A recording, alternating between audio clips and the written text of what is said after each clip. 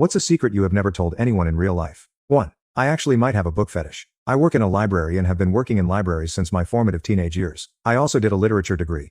Over the past 6-ish months, I've noticed I get turned on when I process new books, covering them in plastic, putting the library labels on them, stamping them, etc., because it feels like I'm tenderly taking care of their bodies and preparing them. I'm also turned on by putting the books back on the shelves if I have a big stack, which is usually at the beginning or in the middle of a shift. I've been trying to look up if there are other people out there who have book fetishes, but it's usually just we self-proclaimed book lovers geeking out over pretty covers. This is nothing like that. I wouldn't go so far as to rub a book on my genitals, paper cuts, ouch. But I think I literally have a fetish for books, or at least the processes of transformation and shelving that library books go through. It's a kind of intimacy, I guess. Maybe someone feels the same, or maybe someone can direct me towards some niche online community centered around literally having a fetish for books. But realistically, I'm just airing this out to see what others think about it, and if it's really that strange of a fetish to have. 2. Can't unsee the contents of my dad's phone. My 44M father died earlier this month. My siblings and I have spent the last few weeks resolving his unfinished business, clearing his rental, and doing all of the other small things that accompany tending to the death of a parent. As the oldest, I have taken on a lot of the more difficult tasks, and by difficult, I mean going through personal items that may or may not have questionable material. For example, I will be going through VHS tapes to determine what might be my sister's school recitals and which may be bootleg copies of whatever porn my dad was into. Some of these tapes are marked, others not so much.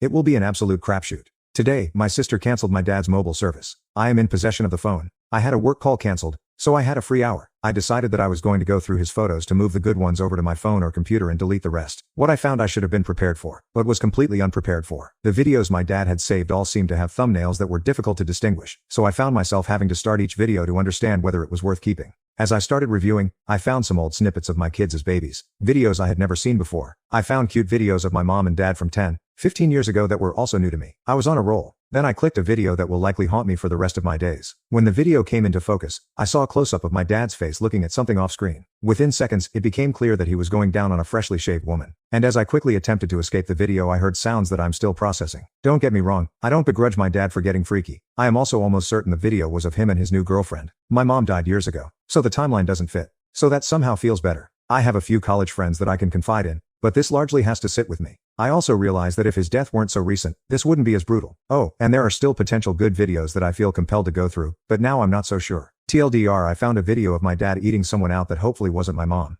3. My aunt is dying, and I'm not sure if I should go see her. Basically the title, but some more backstory. I am 22 and half black, important, I swear, and have very rarely hung out with my dad's side of the family. But since being in college, I have spoken to my aunt a lot more, as she was always my biggest supporter of starting my own business and creating the position I work in. A week or two ago she was diagnosed with stage 4 pancreatic cancer. My dad doesn't tend to show his emotions, but my mom has told me he has been a wreck each time after seeing her. Of course, it's his sister. She gets worse every day and we are certain she doesn't have much time left. This has been eating away at me as I know I should go see her, but I'm not even sure what I would say when I got there. I am also very emotionally unstable and know that seeing her in this state would make me cry. I don't think that is necessarily wrong, but I know I don't want to cry in front of her. It seems like it would be inappropriate. I honestly cry every time I think about her since finding out the diagnosis, but again, it feels odd since I know we were not super close. She and my grandma are the last 2 black women in my family, and both of them are deteriorating every second. But because of our lack of a past, I'm not sure if it's appropriate to visit or what to do. I wish I could have spent more time with both of them learning about their lives, and I deeply regret that.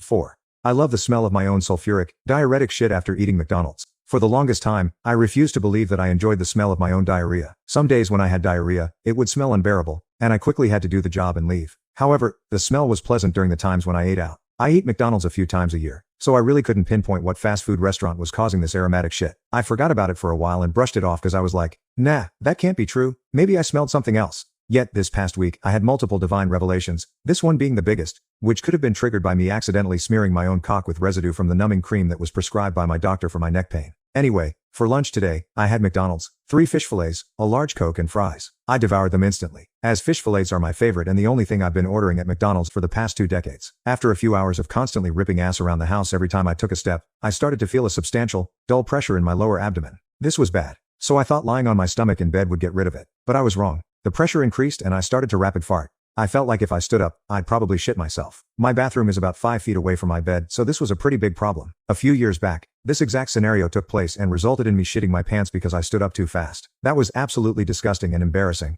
so I didn't want that happening again. I was pretty desperate because there was a substantial amount of pressure in my lower abdomen, and at any moment, my ass could explode. So, I embarrassingly, slowly bear crawled to my bathroom in complete silence. As I got near the toilet, I carefully raised myself up to the toilet and immediately one ticked my shorts off, pushed, and my ass practically exploded. This type of shit was nothing new because every time I eat out, this happens. I have no idea why. So, while I was on the toilet, I thought it was just a normal random diuretic shit until the funk hit me. The smell was incredibly intoxicating. I felt so good and just at peace. But there was one issue. The smell was inconsistent. This was an issue because it was sporadic wafts of smelly diuretic shit, and I wanted a steady stream. This is where I put my brain to use, and all the neurons in my brain started firing. I usually wear a baggy shirt, and I noticed every time I reached for toilet paper, the shirt dangled a bit, acting as a valve that opens and closes. I inspected further and realized my thighs naturally rest at an acute angle, leaving a small gap that lets the smell escape. After the Lord presented me with this holy opportunity, I felt compelled to make the most of it. I immediately buried my nose in my shirt and focused on slow, controlled breaths. I kept doing that for about 5 minutes straight, and it felt great,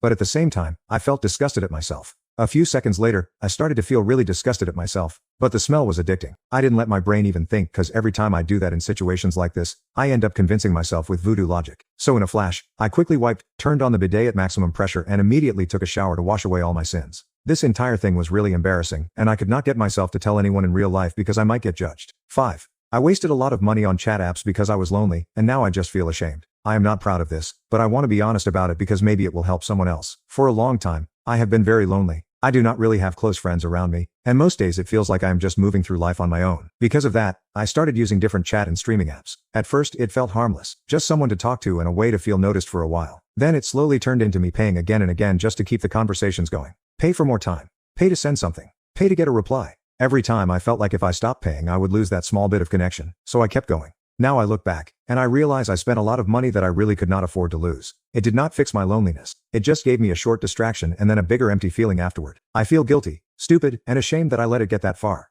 I just want to say to anyone who feels like I did, please be careful. It is very easy to slide into spending more and more because you are chasing a feeling, not a real relationship. If you are lonely, try to put that energy into something that does not drain your money or your mental health. Join a free community. Talk here on Reddit, pick up a hobby, go for a walk, anything that is more real and less transactional. 6. I had a huge problem with my sex life and mental health. I am currently 19 years old. 2 years ago, when I was a teenager, I did something that doesn't give me peace and makes me want to rip off all my skin. Under the influence of friends, mainly one of my closest friends, we came up with an idea to make money. We set up accounts on a certain website for sex meetings. I must point out that we were at a tragic moment in our lives and were not thinking clearly. Family problems, manic episodes and all that. My psychiatrist suspects I have bipolar disorder or BPD. My friend only texted some guys, but I went a step further, which I regret later. I met with a guy for money. I was a virgin at the time, and the thought of how I lost it makes me want to cry. I was 17 and he was 41. It was disgusting. I still remember that moment, the touch and all. When I found out he had a wife, I felt sick. Despite everything, I would never have done that if I knew he had a wife. I felt so ashamed of myself. I don't know how it's possible, but instead of feeling disgusted by sex, it started to be the other way around. I started to have an addiction to masturbation, pornography and sex. Shortly after this situation, I had sex with another guy, also much older, 38 years old. At that moment, I didn't care that it was a stranger whom I barely knew and that it could literally end badly. After that, a year passed during which I isolated myself from any relationships. I started to live like a normal person and tried going to therapy. When things got better, I stopped going. I met a guy with whom I was in a relationship for a short time. I finally felt like everything was going to be fine. Until we broke up. One of the guys from our friend group, whom I had known for 6 years, was with me all this time and tried to comfort me. But it went too far. At some point he started suggesting various things to which I agreed. It wasn't just friendship anymore, it was something more. Even though we weren't in a relationship, we spent a lot of time together and even had sex a few times. I was convinced that he cared about me until one time during sex when he forced me to do it, even though I didn't want to and tried to push him away at some point. It happened many times. As I realized he used me, I cut off contact with him and felt like shit. This happened 5 months ago. Since then, I started abusing alcohol and self-harming. A few other things happened in that time. For example, I had a few intimate contacts, without sex with other people. I practically got drunk to the point of unconsciousness in a foreign city with new people I had met, and some other things. I am just so ashamed of myself and all the things I've done. 7. I ended up matching with a teacher from my school on Reddit. I've been off Reddit for a while, and with the year ending, I wanted to share one of the strangest small world experiences I had this year. Earlier this year, I matched with someone on Reddit through a niche kink subreddit we both followed. We started talking, and things just clicked surprisingly well. At some point she mentioned she had done some teaching. It was casual, so I asked where. When she said the name of the school, I genuinely couldn't process it. It was my school. For a moment, I honestly thought she was messing with me. Turns out she joined right around the time I was graduating, so she never taught me directly, but the coincidence was still unreal. After about a week, we decided to meet. We met near a bus stop, walked into a mall, talked about random things and wandered around for a while. The in-person vibe matched the online one, and after spending some time together, it was pretty obvious we were both thinking the same thing. So we ended up going to a nearby hotel. We didn't jump straight into anything wild, but things did get intimate. It was slow, playful and honestly way more natural than I expected. We still talk occasionally. I disappeared for a bit because of college exams and life, but we recently reconnected when I returned to Reddit. For all the chaos and bad experiences I've had online this year, this one definitely stands out as a positive. If you have a secret you need to get off your chest, let us know in the comments. Thanks for watching. If you got this far, leave a comment, like if you liked it, and follow for more.